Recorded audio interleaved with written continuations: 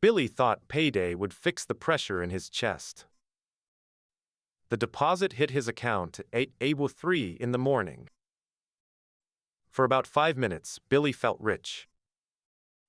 He stared at the number on his phone like the whole month had finally turned around. Then rent came out. The car payment followed. A credit card minimum posted. Groceries took another piece. Gas took another piece. Subscriptions took a piece so quietly he almost did not notice. By Sunday night, Billy opened the banking app again and stared at the number. $0 left. And that was the moment he started to realize something uncomfortable. More money had arrived, but more control had not. For most of the month, Billy was not really living. He was waiting. Waiting for Friday, waiting for the direct deposit, waiting for the number in his account to look normal again. Every problem in Billy's life had the same imaginary solution. When I get paid, I will catch up. When I get paid, I will relax. When I get paid, I will finally stop feeling behind. So when Billy got a raise at work, it felt like the answer had finally arrived. Not a massive raise. Not the kind of money that changes your life overnight. Just enough extra each month to make him believe the pressure was about to disappear. Billy pictured himself breathing again. He pictured not checking his balance before buying groceries. He pictured saying yes to dinner without doing mental math. He pictured being the kind of person who could forget about money for a few days. But Billy made one mistake before the first bigger paycheck even landed.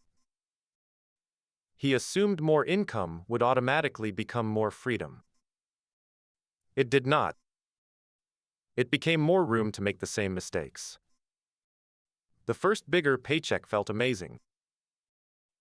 Billy bought lunch instead of packing it. Nothing crazy, just one lunch. Then he upgraded his phone plan because the old one was annoying. Then he told himself he deserved a better apartment eventually, because he was not broke anymore. Then he stopped being careful at the grocery store. Then he said yes to a weekend plan because for once he had money. The strange part was that none of the decisions felt irresponsible by themselves. That is why this trap works. Lifestyle creep does not usually feel like one giant bad decision. It feels like 100 small permissions. Billy was not buying yachts. He was not throwing money out the window. He was just letting every extra dollar become slightly more comfort, slightly more convenience, slightly more escape from stress. And because he had no system, the extra money never had a job before it reached his account. It just landed in checking. And checking is where money goes when nobody is in charge. Bills pulled from it. Debt pulled from it. Apps pulled from it. Restaurants pulled from it. Old decisions pulled from it. New emotions pulled from it. By the time Billy asked, "Where did it all go?" the answer was everywhere. One night, Billy finally opened his laptop and wrote down the numbers. His take-home pay for the month was about $4,200. At first that looked solid. Then he listed rent. $1,450. Car payment. $520. Insurance. $180. Phone. $90. Minimum debt payments.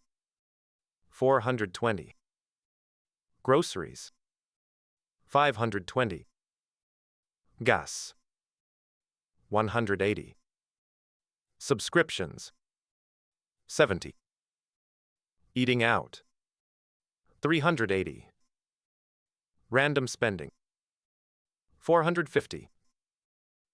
Before Billy even added emergencies, gifts, oil changes, clothes, repairs, or anything fun, the total was already more than the paycheck. That was the first honest moment. Billy was not broke because he bought coffee. He was broke because every dollar already had somewhere to go before it arrived. Then he looked at the raise. The raise had added about $600 a month. But $250 went toward a more expensive apartment he was now considering. $180 went toward the car he justified because he was earning more. $170 disappeared into food, convenience, and weekend plans. $35 went into subscriptions he barely used. The raise was real. The progress was not. Billy had increased his income, but he had also increased the cost of being Billy. And when your lifestyle grows at the same speed as your income, your stress does not shrink. It just gets a better outfit. The moment that changed Billy was not dramatic to anyone else. He was standing in a grocery store holding chicken, rice, eggs, and a bag of frozen vegetables. Normal stuff. The kind of food a responsible person buys when he is trying to get his life together. He tapped his card. Declined. He tried again, because everyone does that when they already know the truth. Declined. Billy smiled awkwardly, told the cashier he would be right back, and stepped outside. In the parking lot, he opened the banking app. $13.42. Payday had been 5 days ago. 5 days. Billy sat in his car and did not turn the engine on. He was embarrassed, but the embarrassment was not the important part. The important part was that he could not blame the paycheck anymore. The bigger check had arrived. The same ending had happened. That meant the problem was not just income. The problem was flow. Money came in. Money went out. And Billy was standing in the middle, pretending the current would calm down by itself. That night, Billy wrote one sentence at the top of a notebook. Payday is not permission to spend. Payday is a meeting. Not a long meeting. Not a complicated meeting. Just 10 quiet minutes before the money disappeared. He made 4 buckets. Now. Bills. Future. Cleanup. Now was money for food, gas, and normal weekly spending. Bills was money for rent, utilities, insurance, phone, and every payment with a due date. Future was the part of the paycheck Billy was not allowed to steal from his future self anymore. Small emergency fund first, then longer-term goals when he was ready. Cleanup was debt, overdue balances, and the old decisions still charging interest. This was not magic. It was not glamorous. But it changed the order of operations. Before, Billy got paid, felt safe, spent emotionally, and hoped bills would work out later. Now, Billy got paid and moved the money first. Bills account. Spending account. Savings. Debt cleanup. Then he lived on what was actually left. The first month felt tight because the system told the truth. Billy canceled subscriptions he had forgotten about. He made the grocery list before walking into the store. He checked his calendar before saying yes to plans. He stopped treating credit card minimums like progress and started treating them like a warning light. He did not become perfect. He still wanted convenience. He still wanted to say yes. He still had days where buying something felt easier than sitting with stress. But now the money had lanes. And when money has lanes, every decision has to reveal what it is taking from. Dinner out was not just dinner out. It was $28 from the Now bucket. An impulse order was not just a small treat. It was money that might make next week's groceries harder. An extra debt payment was not just responsible.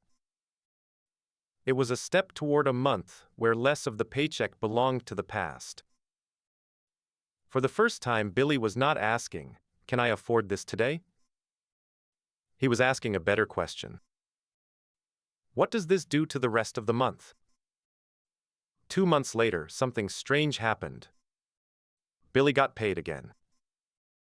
The money came in. Then most of it left checking almost immediately. Some went to bills. Some went to groceries and gas. Some went to a small emergency fund. Some went to a credit card balance. And when Billy looked at his checking account, the number was not huge. It was actually smaller than the old payday number. But this time he was not panicking. Because the money was not missing. It had been assigned. That is the difference.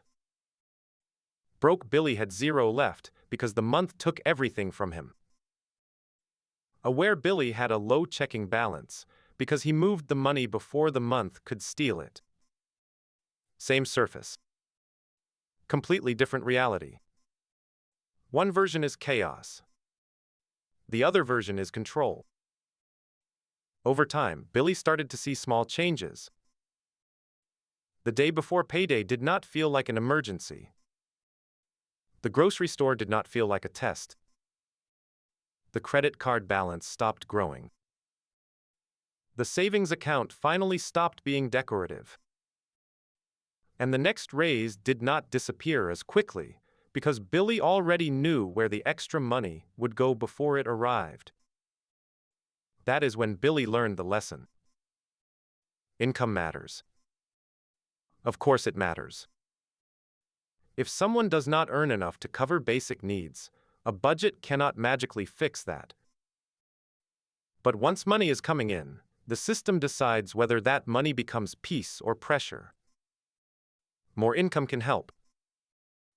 But more income without a system just builds a bigger maze. Billy did not need to become a finance genius. He needed to stop letting payday make decisions for him.